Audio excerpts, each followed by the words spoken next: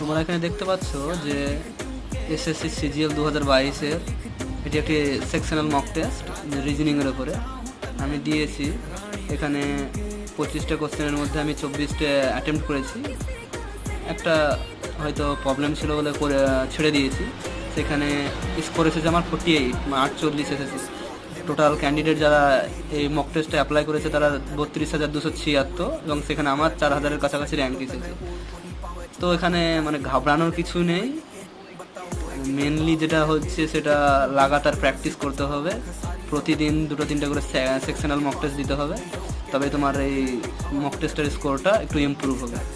তো ভয় পাওয়ার কোনো কারণ নেই, লাগাতার তোমরা পড়তে থাকো, মক টেস্টটা দিতে থাকো। ঠিক একদিন না একদিন দেখবে কিছুদিনের মধ্যেই তোমার মক টেস্টের স্কোরটা ইমপ্রুভ হয়ে গেছে, টাইমটাও ঠিক কমে আসবে। আমার এখন আপাতত প্রথমের দিকে আমি মক দিচ্ছি,